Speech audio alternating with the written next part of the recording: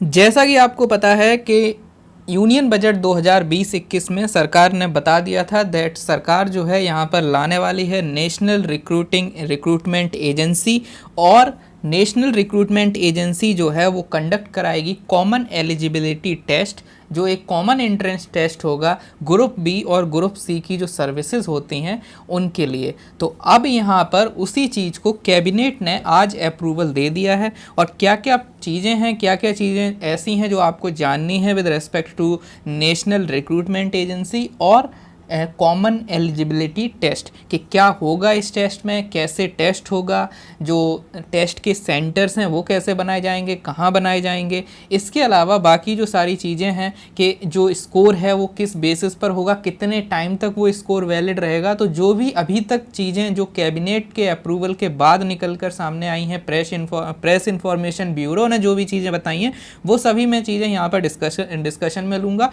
और आप चैनल को सब्सक्राइब कर लीजिएगा अगर आप यूपीएससी और अदर करंट अफेयर्स के लिए कोई अच्छा सा चैनल ढूंढ रहे हैं। तो अच्छा तो नहीं कहेंगे, ठीक ठाक चैनल है, कुछ चीज़ें आती रहती हैं। So let's get started. और चैनल कैसा है वो तो आप डिसाइड करेंगे। So you can like the video and you can subscribe to this channel. तो शुरू करते हैं कार्यवाही आज की। तो Ministry of Personnel Public Grievances and Pension, यहाँ पर ये मिनिस्ट्री इंपॉर्टेंट है बिकॉज जो भी रिक्रूटमेंट है वो इस पर्टिकुलर मिनिस्ट्री जो है वो सेंट्रल पर्सनल एजेंसी जो है इंडिया में वो ये है। ठीक है, तो यूनियन कैबिनेट ने यहाँ पर अप्रूव कर दिया है नेशनल रिक्रूटमेंट एजेंसी को। और कॉमन एलिजिबिलिटी टेस्ट जो है वो यहाँ पर आएगा। और यहाँ पर जो एग्जामिनेशन है वो हेल्ड होगा 12 जो है इंडियन लैंग्वेजेस उसमें। ठीक है, तो ये चीज़ें जो है पीआईबी पर अपलोड की गई हैं, press information bureau press release करके बताई गई हैं। तो वो सारी चीज़ें मैं यहाँ पर आपको कवर करके इनका समरी आपको बताऊँगा इसमें क्या होने वाला है। बेसिकली ये सरकार ऐसा कर क्यों रही है, बेसिकली यहाँ पर एक गवर्नमेंट के पास एविडेंस है, बिकॉज हमारे यहाँ जो पॉलिसी बनती है वो एविडेंस बेस्ड पब्लिक पॉलिसी बनाई जाती है।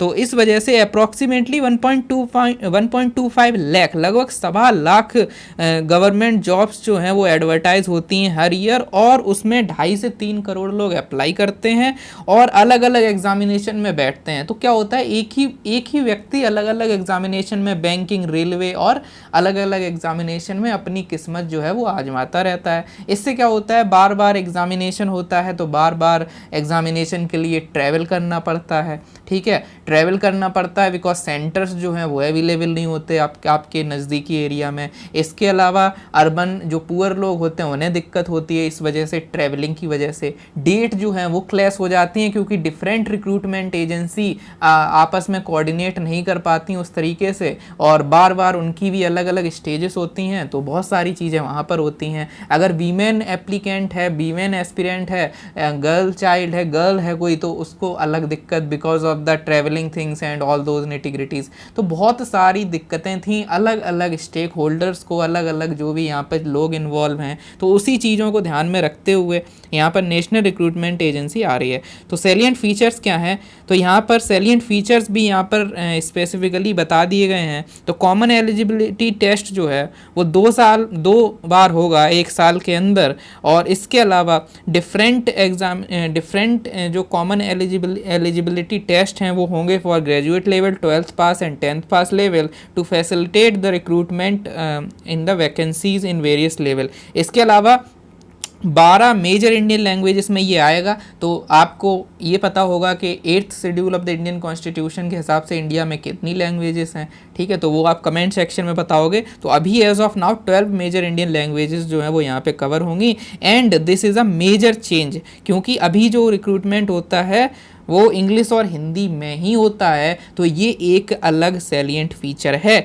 इसके अलावा टू बिगिन विद जो कॉमन एलिजिबिलिटी टेस्ट है, अभी सरकार बोल रही है that we are going to involve 3 important examination, banking, railway और एसएससी। बैंकिंग जो आईबीपीएस कंडक्ट कराती है, आईबीपीएस का स्टेटस क्या है, आईबीपीएस एक सोसाइटी है अंडर सोसाइटी रजिस्ट्रेशन एक्ट, और उसके अलावा आईबीपीएस जो है वो पब्लिक ट्रस्ट भी है, और वो बेसिकली रिक्रूटमेंट वगैरह का काम करते हैं विद रिस्पेक्ट टू बैंकिंग। ऐसे ही आपकी एसएससी है, तो एसएससी अटैच्ड ऑफिस है under the ministry of you can से एसएससी इज़ द बॉडी, इसके अलावा ऐसे ही आपका रेलवे का रेलवे रिक्रूटमेंट बोर्ड है, ठीक है। तो एसएससी जो है वो मिनिस्ट्री ऑफ पर्सनल के ही अंतर्गत अटैच्ड ऑफिस की तरह काम करती है। So these are the things जो यहाँ पर हैं। और यहाँ पर अभी 3 एग्जामिनेशन को लिया जा रहा है, लेकिन सरकार का कहना साफ है कि आगे का विज़न ये है कि और इसमें एग्जामिनेशन अलग अलग इसमें आएंगे, ठीक है। और ये वर्क कैसे करेगी ये भी मैं आपको बता देता हूँ एक डायग्राम के थ्रू। बेसिकली देखो यहाँ पे मैं डिवाइड करता हूँ इस स्क्रीन को 2 कंपोनेंट में।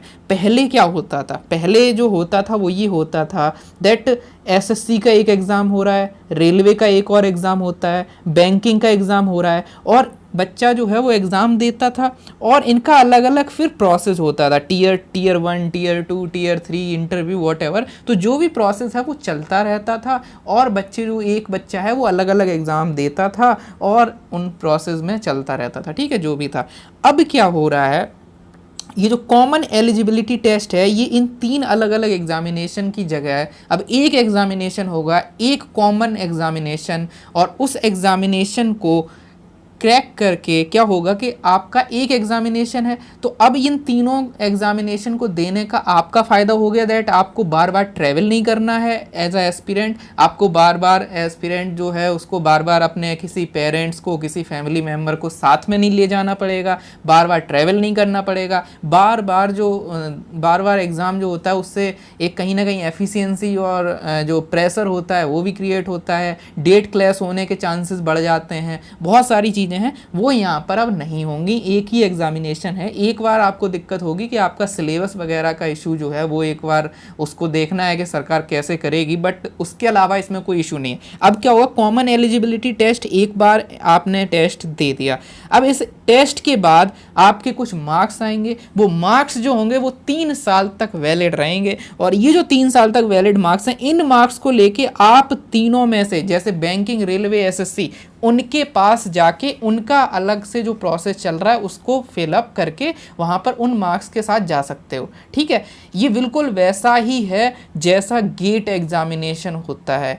गेट एग्जामिनेशन का प्रोसेस क्या होता है, जो इंजीनियरिंग के बाद लोग गेट एग्ज़ाम देते हैं उसमें अपने अपने मार्क्स लेके आते हैं, अब फिर उसके साथ कोई भी जो पीएसयू होती है, कोई जो पीएसयू जैसे एनटीपीसी हो गई, जैसे आपकी और बाकी सारी ONGC, IOCL, Indian Oil Corporation है ना, ऐसे ही और भी हैं, Coal India Limited, Gas Authority of India Limited, Steel Authority of India Limited, तो लोग वहाँ पर भी अप्लाई करते हैं अलग से, और फिर उस तरीके से नंबर कुछ कट ऑफ होती है कि हाँ गेट एग्ज़ाम में आपके इतने आएंगे तो हम आपका इंटरव्यू लेंगे। तो इस तरीके से अगर बच्चे के उतने आते हैं तो बच्चा गेल के पास चला जाएगा, भेल के पास चला जाएगा, सेल के पास चला जाएगा, एनटीपीसी के पास चला जाएगा, या जहाँ पर भी उसकी एलिजिबिलिटी है वहाँ चला जाएगा, और ये मार्क्स जो है वो 3 साल तक वैलिड रहेंगे। और बार बार आप एग्ज़ाम दीजिए, जिस साल में सबसे अच्छे आ जाएँ उस एग्जामिनेशन के मार्क्स के बेसिस पर आप जा सकते हैं बैंकिंग के पास, रेलवे के पास या एसएससी के पास, जैसा भी उनका क्राइटेरिया होगा वो आगे क्लियर होगा। समझ गए? तो एक बार एग्जाम दो, 3 साल तक वैलिड रहेगा और आप जा सकते हो, just like your GATE examination और just like your IIT JEE का जो एडवांस्ड होता है उसके बाद भी उन मार्क्स के बेसिस पर आप अलग अलग कॉलेजेस में एडमिशन ले सकते हो। तो वैसा ही यहाँ पर है, एक एग्ज़ाम होगा। इससे क्या होगा, इससे हमारा तो बच्चे के रेस्पेक्ट से तो हमने देखा, लेकिन जो एजेंसी है उसके रेस्पेक्ट से भी बहुत सारे एडवांटेजेस हैं। क्योंकि अभी क्या है, इसको अपना एसएससी अपना करवाती थी, रेलवे अपना करवाती थी, बैंकिंग अपना करवाते थे, और मोर और लेस सभी बच्चे सभी एग्ज़ाम दिया करते थे। तो बार बार बच्चे एग्ज़ाम दे रहे, बच्चों का तो चलो ठीक है, लेकिन जो एजेंसीज़ हैं उन पर जो दबाव है वो ज़्यादा रहता था। अब क्या है, एजेंसी का काम यहाँ शुरू होगा, एसएससी का काम यहाँ शुरू होगा जहाँ मैं हाईलाइट कर रहा हूँ, बैंकिंग का काम यहाँ शुरू होगा और रेलवे का काम यहाँ 3rd लेवल पे शुरू होगा। मतलब टीयर 2 से ये एजेंसीज जो हैं वो रोल में आएंगी। टीयर 1 जो है फिल्टर वाला काम, जो भीड़ भाड़ वाला काम है, वो नेशनल रिक्रूटमेंट एजेंसी अपना करवाती रहेगी, हर साल 2 बार, हर साल में 2 बार। समझ गए? तो इस तरीके से चीज़ें चलेंगी और इस तरीके से आपका काम होगा। तो इसमें बहुत सारे अलग तरीके के सिनेरियो हैं जो मैंने आपको यहाँ पे समझा दिए। इसके अलावा सेंटर जो हैं 1000 से ज़्यादा सेंटर बनाए जाएंगे। और ये काफ़ी अलग तरीके का यहाँ पे चीज़ हो रही है कि यहाँ पर जो अर्बन बायस है उसके उन चीज़ों को हटाने की कोशिश की जाएगी। अभी क्या होता है, छोटी जगहों पर, छोटे डिस्ट्रिक्ट में सेंटर होता ही नहीं है। सेंटर जो होता है वो मेट्रो सिटीज़ में, नगर, महानगर, ऐसी जगहों पर होता है। तो ये जो चीज़ है इसको यहाँ पे, इसके अगेंस्ट भी ये चीज़ जो काम है वो किया जाएगा, इस चीज़ को हटाया जाएगा। और जो हर डिस्ट्रिक्ट में कोशिश की जाएगी examination centre in every district of the country जो है वो अवेलेबल कराया जाएगा।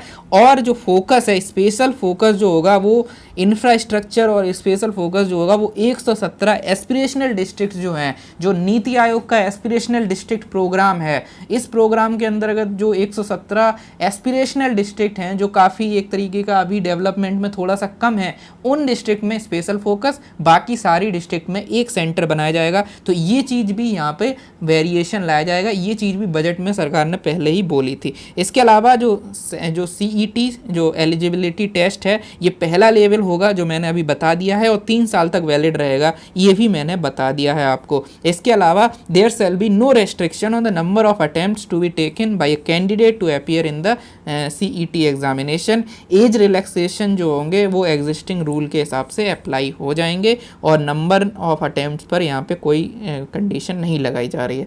इसके अलावा एडवांटेजेस क्या हैं स्टूडेंट्स के लिए? सो बेसिकली ये जो मैंने अभी बता दिया था दैट ये रिमूव करेगा जो हैसल होता है कि बार बार मल्टीपल एग्जामिनेशन में एग्ज़ाम पे एग्ज़ाम, वो सब खत्म हो जाएगा। 1 साल में 2 बार होंगे और आप अपना पढ़ते रहिए, और कॉमन सिलेबस है तो एक ही बार दीजिए। फिर आपको अगर बैंकिंग में जाना है तो आप उधर चले जाइए, रेलवे में जाना है तो उधर चले जाइए, और SSC की CGL CHSL जो भी है तो आप उधर चले जाइए। 10th 12th और ग्रेजुएशन लेवल के जो एग्ज़ाम है वो अपने हिसाब से 3 एग्ज़ाम 3 लेवल पर होते रहेंगे। इसके अलावा सिंगल एग्जामिनेशन होगा तो जो फ़ी है बार बार जो सबमिट करनी पड़ती थी वो भी नहीं भरनी पड़ेगी। इसके अलावा एग्जामिनेशन जो है हर डिस्ट्रिक्ट में होगा, तो उससे क्या होगा, ट्रांसपोर्टेशन फैसिलिटी वगैरह भी नहीं, और बाद में अगर हो भी तो एक ही बार तो होगा ना, तो एग्ज़ाम भी तो 2 बार होगा। ऐसा तो है नहीं कि अभी इस महीने SSC का, अगले महीने बैंकिंग का, फिर उसके अगले महीने किसी और का। और डेट क्लैश के भी चांस नहीं होंगे, ठीक है, कि हो सकता है बाद में डेट क्लैश हो जाए, किसी का इंटरव्यू और किसी का प्रीलिम्स क्लैश हो जाए, कुछ भी हो सकता है, ठीक है। इसके अलावा जो रजिस्ट्रेशन है, applicants are required to register on a single registration portal, ठीक है। 10 जगह रजिस्ट्रेशन भी नहीं करना पड़ेगा, फॉर्म भी नहीं भरना पड़ेगा, ठीक है। इसके अलावा और जो क्लैशिंग वगैरह है उसकी जो टेंशन है वो नहीं रहेगी। काफ़ी जेनरिक पॉइंट है, बिल्कुल जनरल पॉइंट हैं, आप बिल्कुल पढ़ के समझ सकते हो। इसके अलावा डिसएडवांटेजेस क्या हैं इस इंस्टीट्यूशन के, एडवांटेजेस फॉर इंस्टीट्यूशन। अभी डिसएडवांटेज की बात सरकार नहीं बोलेगी, उसके लिए आपको अलग से एनालिसिस करना पड़ेगा। एज ऑफ नाउ रिमूवल जो है हैसल, जो अभी प्री एग्जामिनेशन के लिए हैसल क्रिएट होता है, तो इंस्टीट्यूशन जो है उनके लिए एडवांटेज हो जाएंगे, ठीक है। जो जैसे अभी SSC को बार बार अपना एग्ज़ाम कराना पड़ता है, बैंकिंग को अलग कराना पड़ता है, तो वो चीज़ें यहाँ पे इजी हो जाएंगी। और रिक्रूटमेंट साइकिल जो है वो साइकिल यहाँ पे इजी हो जाएगी, ठीक है। इंस्टीट्यूशन को ये फ़ायदा रहेगा, ठीक है, कि बार बार जो साइकिल, अभी क्या होता है, इंस्टीट्यूशन पूरे साल भर साइकिल में ही चलती रहती हैं, कि 2014 की साइकिल चल रही है, 15 वाली साइकिल का प्रीलिम्स है, 16 वाली साइकिल का एक का इंटरव्यू है, पिछली साइकिल का कुछ और चल रहा है, और उससे पिछली का कुछ और चल रहा है, ठीक है। UPSC में तो ऐसा नहीं होता, बट और एग्जामिनेशन में ये साइकिल ही चलती रहती है कि 2018 का प्रीलिम्स 2020 में हो रहा है, ऐसा कुछ चलता रहता है, तो वो चीज़ें। इसके अलावा ब्रिंग द स्टैंडर्डाइजेशन, और जो पैटर्न है उसमें स्टैंडर्डाइजेशन आ जाएगा, बिकॉज कोई एग्ज़ाम टफ होता है, कोई इजी होता है, तो एक और अलग अलग ईयर में भी वेरिएशन आता है, तो एक जब स्पेसिफिक बॉडी रहेगी तो जो चीज़ें हैं वो एक स्पेसिफिकली रहेंगी। और इसके अलावा जो कॉस्ट है डिफरेंट रिक्रूटमेंट एजेंसी की, 600 करोड़ की लगभग यहाँ पे फ़ायदा जो है वो हो जाएगा, ठीक है। जो क्योंकि अभी क्या होता है कि उसको पूरा सब कुछ करना पड़ता है एजेंसी को, कि उसको मतलब समझ रहे हो ना, कि एक ही मतलब एक ही बच्चा बार बार एक एग्ज़ाम दे रहा है, फिर दूसरा दे रहा है, और एजेंसी को भी बार बार सेंटर्स वगैरह वो सब करवाना, मोबिलाइज़ करवाना, लोगों को प्रिंटिंग करवाना, और बार बार पेपर का प्रिंट होगा, बार बार कुछ स्कूल कॉलेज को सेंटर बनाने के लिए चीज़ें होंगी, तो बहुत सारी चीज़ें आप बिल्कुल इमेजिन कर सकते हो, इसमें कुछ ऐसा रॉकेट साइंस नहीं है। इसके अलावा नेशनल रिक्रूटमेंट एजेंसी जो होगी वो सोसाइटी होगी, setup as a society under the society registration act. जैसे अभी IBPS जो है वो भी आपकी society under society registration act. जो आपकी नेशनल टेस्टिंग एजेंसी है NTA, जो नेट एग्ज़ाम और बाकी एग्ज़ाम कराती है, वो भी आपकी एक सोसाइटी है, ठीक है। तो एनटीए भी एक सोसाइटी है, ये बेसिकली नेशनल रिक्रूटमेंट एजेंसी भी सोसाइटी है। तो यहाँ पर आप देख रहे होगे कि सरकार ने रिक्रूटमेंट के लिए भी एक बॉडी बनाई है और सरकार ने पहले टेस्टिंग के लिए भी एक बॉडी बनाई थी जिसका नाम एनटीए था। तो एक तरीके का one nation one exam, one nation you can say one recruitment agency, one nation one you can say entrance exam, and there are many things, one nation one ration card is going on, one nation and different things are there, ठीक है। तो चीज़ें चल रही हैं। तो ये आपको यहाँ पे सोसाइटी रजिस्ट्रेशन आ गया समझ में। इसके अलावा it will be headed by the chairman of the rank of secretary to the Government of India. तो सेक्रेटरी रैंक के जो आईएएस ऑफिसर होंगे वो इसके हेड होंगे। इसके अलावा it will have the representative, तो जो भी मिनिस्ट्री ऑफ रेलवे है, मिनिस्ट्री ऑफ फाइनेंस है, मिनिस्ट्री ऑफ फाइनेंस का जो डिपार्टमेंट ऑफ फाइनेंशियल सर्विस है, और इसके अलावा एसएससी, आरआरबी, आईबीपीएस, हर किसी का यहाँ पे क्या होगा, इन्वॉल्वमेंट होगा। और आगे अगर इस एग्जामिनेशन का जो दायरा है वो जब बढ़ाया जाएगा तो इसमें जो रिप्रेजेंटेशन है वो भी बढ़ जाएगा, ठीक है। इसके अलावा गवर्नमेंट है सैंक्शन, यहाँ पे 1517 करोड़ जो है वो यहाँ पे 1517 करोड़ रुपए यहाँ पे इसमें नेशनल रिक्रूटमेंट एजेंसी में बनाने के लिए यहाँ पे खर्च होंगे, और expenditure will be undertaken over a period of 3 years। ये जो 1517 करोड़ है 3 साल में धीरे धीरे से होगा। और it is envision that the NRA जो है स्पेशलिस्ट बॉडी बनेगी स्टेट ऑफ आर्ट टेक्नोलॉजी के साथ, जो बेस्ट प्रैक्टिसेस लाएगी और रिक्रूटमेंट के अंदर, ठीक है।